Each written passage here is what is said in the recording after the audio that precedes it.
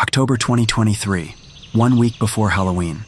In the small town of Waverly, Pennsylvania, there stood an abandoned building on top of a hill that locals feared more than death itself, the Waverly Hills Asylum. Built in 1910 and operational until 1968, this massive structure housed some of America's darkest secrets. The asylum was originally designed to treat patients with mental illnesses, but what happened behind those walls was far from treatment.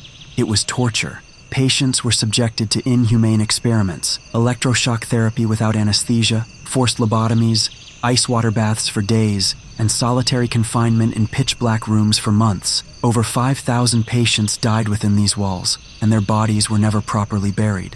Instead, they were burned in the basement furnace or dumped in unmarked graves behind the building. The most notorious figure in the asylum's history was Dr. Victor Harris, who worked there from 1950 to 1952. Dr. Harris believed he could cure mental illness through extreme methods. He would drill holes into patients' skulls while they were awake, inject unknown substances into their brains, and perform experiments that would make even the most hardened person sick. His favorite subjects were children. He believed young minds were more malleable for his research. On October 31st, 1952, Halloween night, something snapped. The patients, driven mad by years of torture, revolted. They overpowered the guards, broke out of their cells, and hunted down every staff member they could find. Dr. Harris was found in the basement, torn apart, his body parts scattered across the room. The riot lasted for 3 hours before police finally regained control. 17 staff members were dead. 23 patients died in the chaos. But the strangest part, when police searched the building, they found Dr. Harris's laboratory, and what they discovered there made seasoned officers vomit. Bodies of children, preserved in jars, notebooks filled with detailed descriptions of torture, and symbols drawn in blood all over the walls.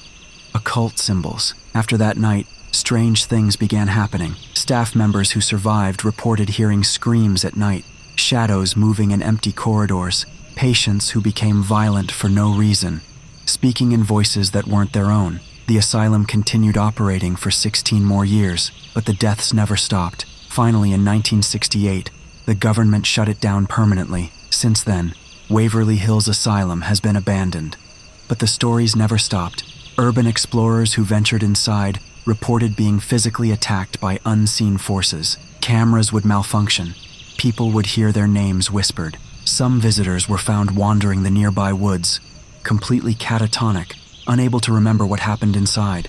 3 people went missing over the years and were never found. They climbed the hill as darkness fell completely. Their flashlights cut through the fog, creating eerie shadows. The path was overgrown with weeds and littered with debris, old beer cans, graffiti-covered signs warning people to stay away, even some makeshift memorials with flowers and candles. "People actually come here to pay respects?" Sarah asked, looking at one of the memorials. "Probably for patients who died here," David replied. "Remember, thousands of people died in this place. Many of them had families who still remember them." They reached the main entrance. The large double doors were chained shut, but someone had broken the lock long ago. Michael pushed the door open. It groaned loudly, the sound echoing through the empty building.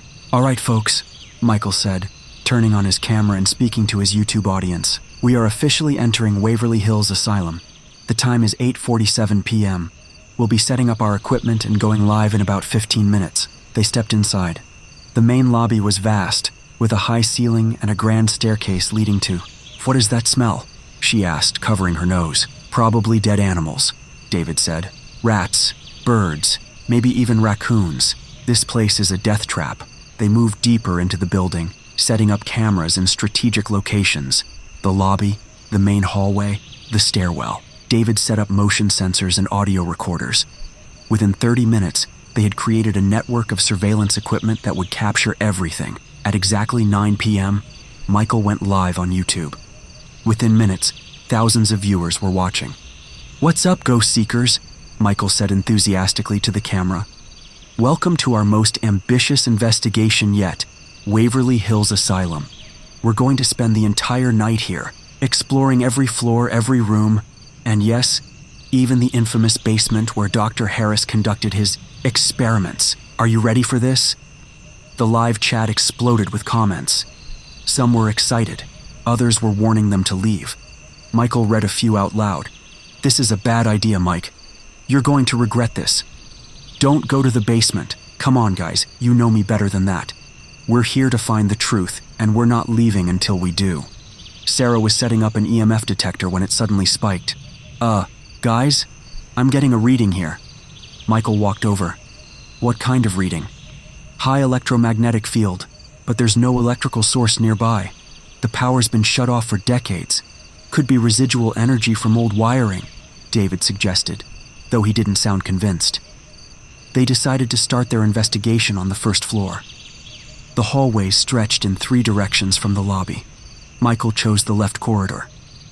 This way led to the general patient wards, he said, reading from his research notes. The corridor was dark, their flashlights barely penetrating the gloom. Rooms lined both sides, their doors either missing or hanging off their hinges. They explored the first few rooms, old hospital beds rusted and broken, wheelchairs covered in dust, even some medical equipment that looked straight out of a horror movie. In one room, Sarah found patient records scattered on the floor. She picked one up and read aloud. Patient 347. Name, Elizabeth Morrison. Age, 16. Admitted, March 1951. Diagnosis, schizophrenia. Treatment, electroshock therapy, hydrotherapy, isolation. Notes, patient shows extreme resistance to treatment, recommending transfer to Dr. Harris for advanced intervention. Dr. Harris again, David noted. He seems to come up a lot in these records. Sarah flipped through more pages. Listen to this. Patient 347 deceased, October 28, 1951.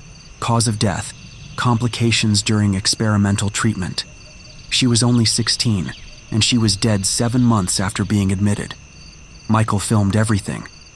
This is the real horror, folks, not ghosts or demons, but what humans did to each other in the name of medicine. This place is haunted by its history, by the suffering that happened here. They continued down the hallway.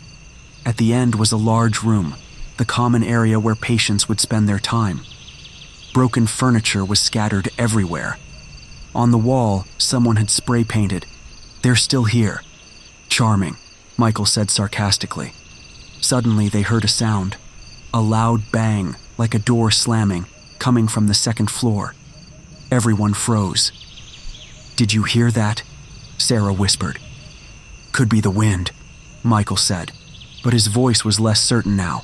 Bang, bang, bang. 3 more slams, each one closer together. "That's not wind," David said, his camera pointed toward the ceiling. Michael made a decision. "Let's go check it out. Second floor, here we come." The staircase was treacherous. Many of the steps were broken or missing entirely. They had to climb carefully, testing each step before putting their full weight on it.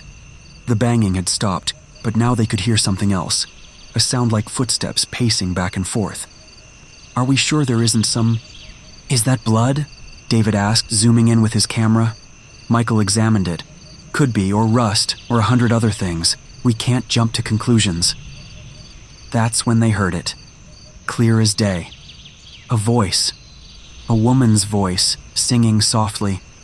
"Hush, little baby. Don't say a word." They all heard it. There was no denying it this time. "Where's that coming from?" Sarah asked, her voice shaking. They followed the sound to a room at the end of the hall. The door was closed, the only closed door they had seen so far. Michael reached for the handle. "Wait," David said. "Maybe we should think about this." "We came here to investigate," Michael said firmly. He turned the handle and pushed the door open. The room was a nursery. Cribs lined the walls, toys scattered on the floor. This must have been where they kept the babies and young children. The singing continued, but there was no one there. "Hush, little baby, don't say a word. Mama's gonna buy you a mockingbird." "This is impossible," Michael said, scanning the room with his flashlight. "There has to be a logical explanation." Sarah's EMF detector was screaming now, the needle fluctuating wildly. "Something is in here with us," she said, backing toward the door. Then they saw it. In the corner of the room, a shadow. But it wasn't cast by anything. It was just there, darker than the surrounding darkness, shaped like a person, a woman. The shadow moved. It glided across the wall, moving toward them. "Out! Now!" Michael shouted. They ran from the room, the door slamming shut behind them.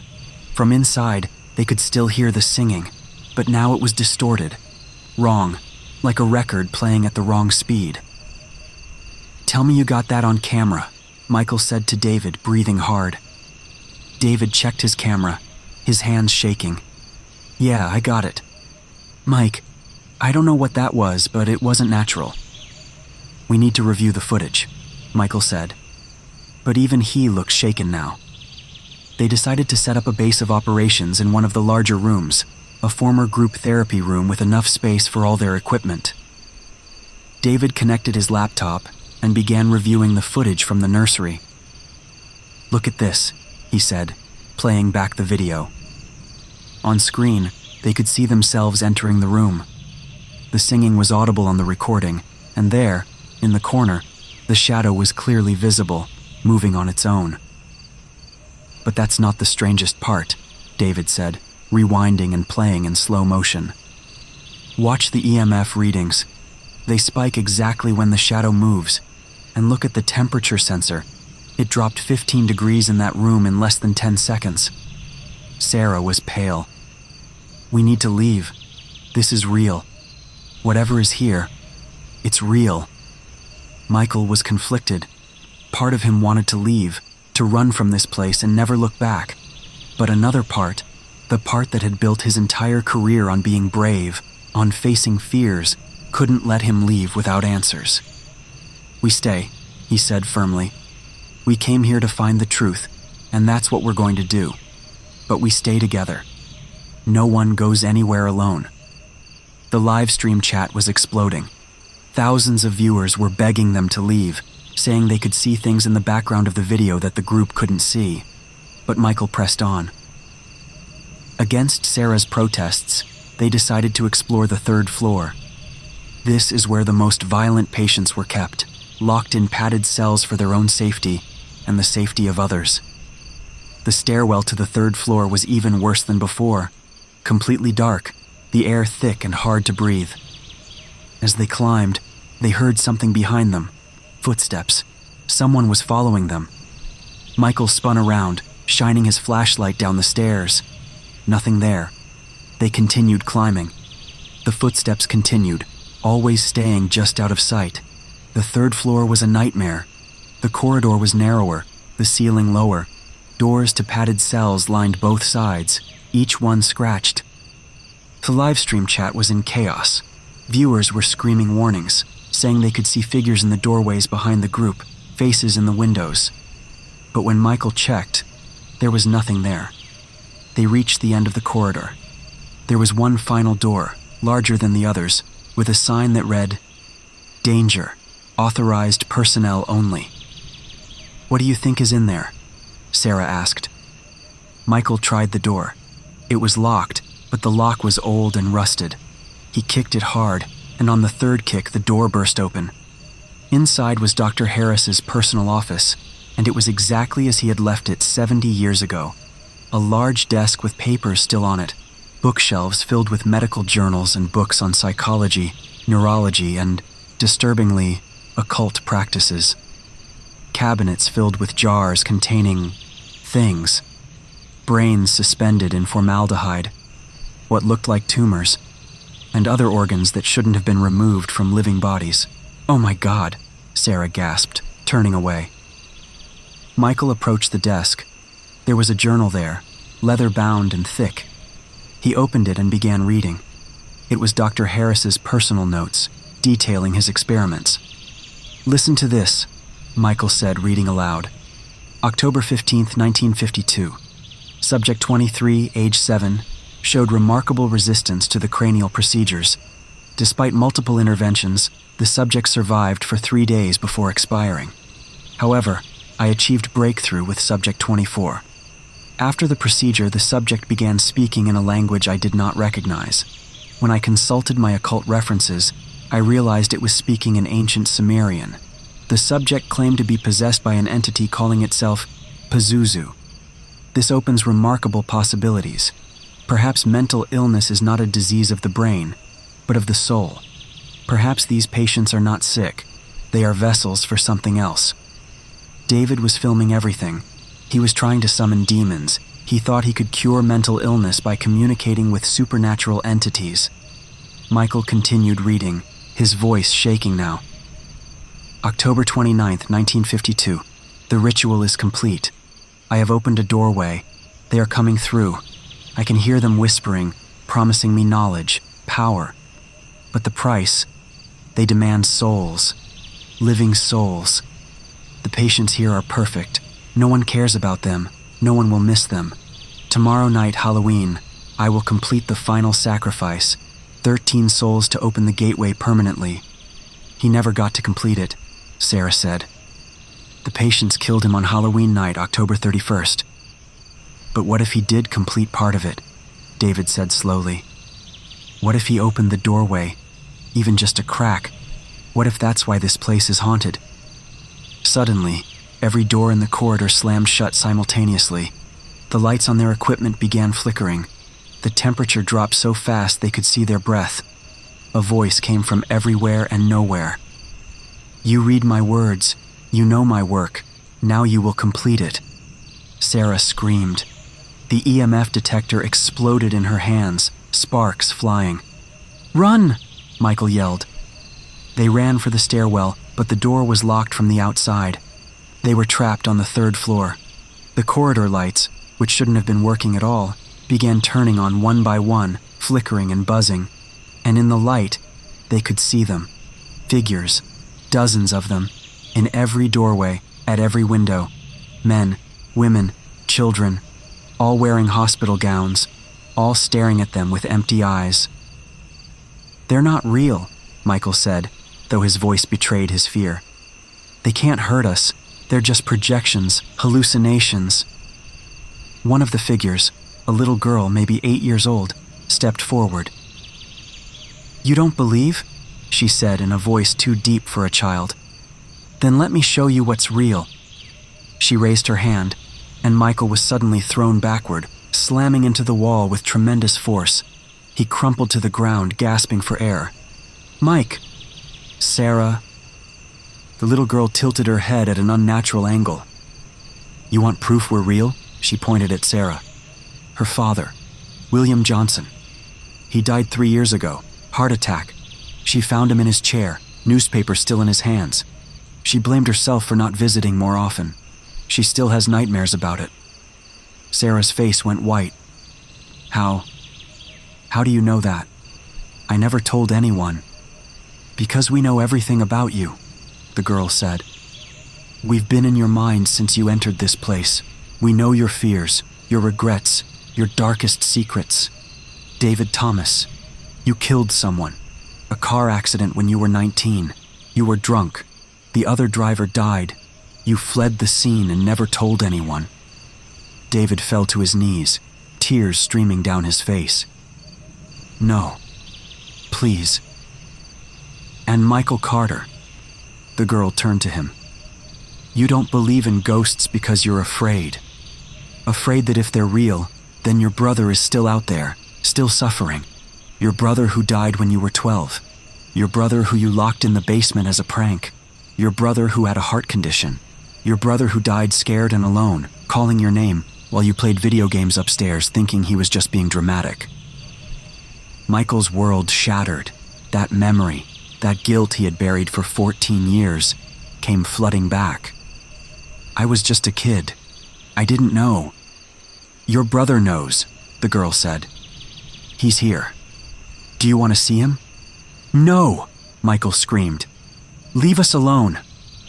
The girl laughed, and all the figures joined in, creating a cacophony of horrible laughter that seemed to shake the building itself. Then silence. All the figures vanished. The corridor was empty again. The three friends stood there shaking, crying, traumatized. We need to leave, Sarah said weakly. Now. We need to get out of here now. Michael nodded, all his bravado gone. They tried the stairwell door again. This time it opened easily. They ran down the stairs, through the 2nd floor, toward the first floor. But something was wrong. The building seemed to be changing around them. Corridors were longer than before. Doors led to rooms that shouldn't exist. They were lost in a place they had mapped out carefully just hours ago. "This doesn't make sense," David said, looking at his floor plans on his tablet. "We should be at the lobby by now." They kept running, turning corner after corner, but they couldn't find the exit. It was as if the building itself was alive, rearranging itself to keep them trapped. Finally, they burst through a door and found themselves somewhere new, somewhere they hadn't been before. They were in a stairwell, but instead of going up, it only went down into darkness. "No," Sarah said. The old man said never go to the basement. But behind them, they could hear footsteps. Dozens of footsteps. The figures were coming. "We don't have a choice," Michael said. They descended into the basement. The air grew colder with each step. The smell became unbearable. Rot, decay, chemicals, and something else. Something that smelled like sulfur. The basement was a maze of corridors and rooms. They passed by the old furnace where bodies had been burned. They passed by storage rooms filled with rusted medical equipment. They passed by rooms with strange symbols painted on the walls, the same occult symbols from Dr. Harris's journal. And then they found it, the ritual room. It was a large circular chamber, carved deep into the earth beneath the asylum. The walls were covered in symbols, written in what looked like dried blood. In the center of the room was a pentagram, also drawn in blood. And at the 5 points of the pentagram were skeletons, small skeletons, children. "He did it," David whispered. "He completed the ritual. These must be the 13 souls he sacrificed." But they could only see 5 skeletons. Where were the other 8? The answer came when the ground beneath them began to tremble. The symbols on the walls. But it wasn't human anymore. His body was twisted and wrong, stretched too tall, his limbs too long.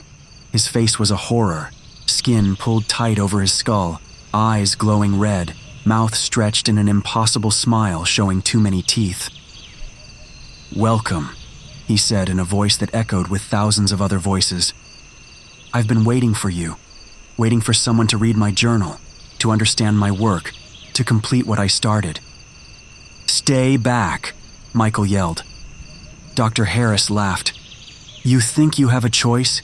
You think you can leave? I opened the doorway 70 years ago. I sacrificed 13 children to do it. But the ritual was interrupted. I died before I could seal it properly. The doorway has been open all this time, just a crack, letting entities through. They've been feeding on the fear of people who come here. But it's not enough. We need more power. We need to open the doorway completely. And for that, we need 3 more souls. Willing souls. Souls that come here of their own free will." "You're insane," Sarah said. "I'm beyond insanity," Dr. Harris replied. "I'm beyond human. I'm a vessel for something greater, and you will join me." He raised his elongated arms, and the 3 friends felt themselves being pulled forward against their will. An invisible force dragged them toward the pentagram. Michael struggled against it, but it was like fighting against a current. Fight it. Don't give in. But they were losing. The force was too strong. They were going to die here, in this basement, becoming part of whatever sick ritual Dr. Harris had started 70 years ago. Then Sarah remembered something, the old man's words. "The more you're scared, the stronger it gets." "Mike! David!" she shouted. "Stop being afraid. That's how it controls us." "Are you crazy?" David yelled back. "How can we not be afraid? It's feeding on our fear, our guilt. That's its power. We have to let it go." Michael understood. The guilt about his brother. The fear that had driven him to prove ghosts weren't real. He had been running from it his whole life, but now in the face of true evil, he had to face it. "Tommy," he said, speaking to his dead brother. "I'm sorry. I'm so sorry. I was young and stupid and I made a terrible mistake. But I can't change the past. I can only move forward. And I forgive myself." As he spoke those words, the force pulling him weakened. David collapsed to his knees. I killed someone. I've carried that guilt for 9 years. I was drunk, I was stupid, and someone died because of my actions. But staying silent about it, running from it, that doesn't honor that person's memory. I need to face what I did. The force on him weakened too. Sarah closed her eyes.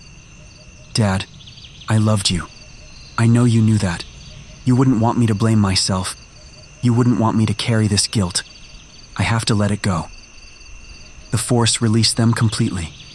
They fell to the ground, free.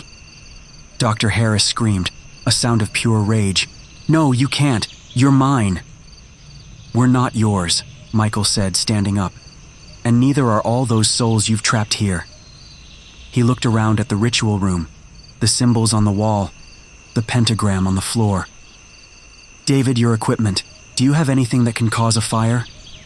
David fumbled through his bag. I have a flare, for emergencies. Light it.